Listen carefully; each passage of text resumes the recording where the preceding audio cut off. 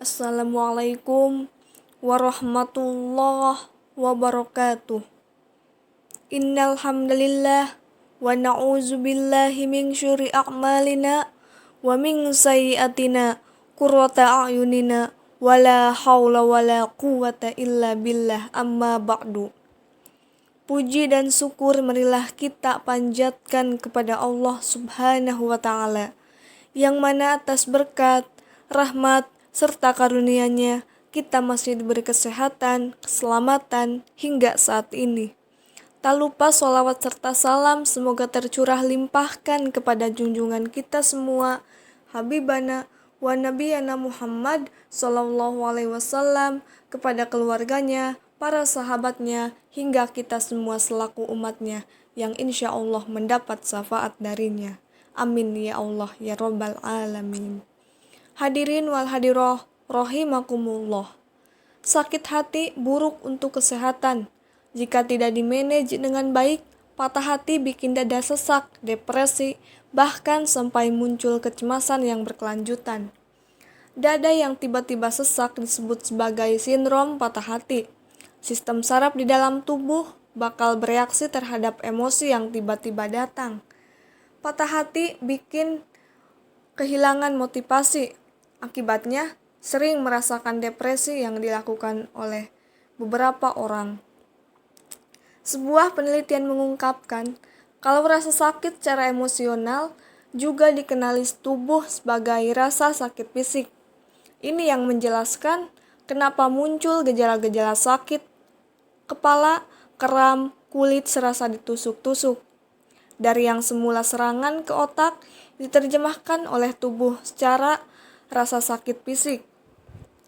Semuanya itu dipengaruhi oleh hormon.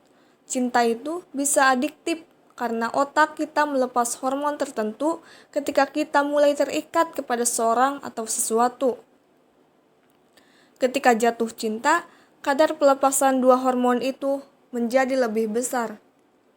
Ketika patah hati, kadar dua hormon yang dilepaskan oleh otak menurun drastis. Sebagai gantinya, otak melepas kortisol atau hormon yang berkaitan dengan rasa sakit. Hormon ini dilepas oleh tubuh untuk menguranginya.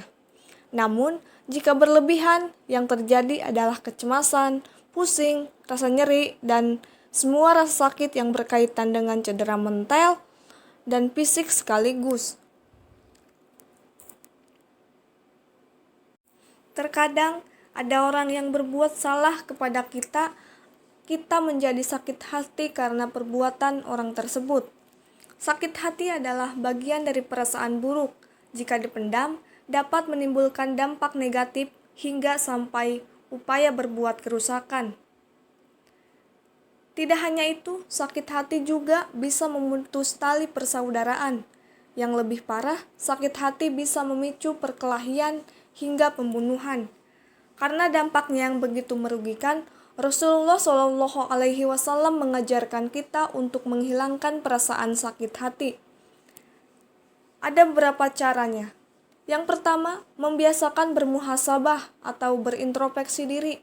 Kesalahan yang kita terima dari orang lain bisa jadi karena faktor diri kita sendiri. Kita mungkin berbuat baik pada orang lain, selain itu, mungkin kita terlalu sensitif dengan perkataan orang sehingga mudah sakit hati. Yang kedua, berusaha menjauhi sifat iri hati. Kondisi tiap orang tentu berbeda. Oleh karena itu, kita patut bersyukur atas kondisi yang terjadi pada diri sendiri. Iri hati hanya akan menjerumuskan kita pada kedengkian. Yang ketiga, menekan amarah dan keras hati.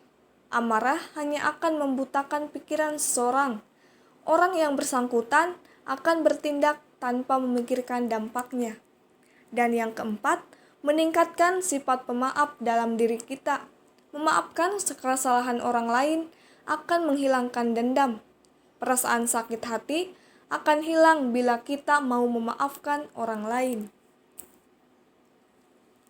Sesuai dalam firman Allah, Quran Surat Ar-Ra'd ayat 28. A'udzubillahi minasyaitonirrajim. Bismillahirrahmanirrahim. Allazina amanu wa tatma'innu qulubukum bizikrillah, ala bizikrillahi tatma'innu qulub. Yaitu orang-orang yang beriman dan hati mereka menjadi tentram dengan mengingat Allah. Ingatlah, hanya dengan mengingatnya hati akan menjadi tenang dan tentram.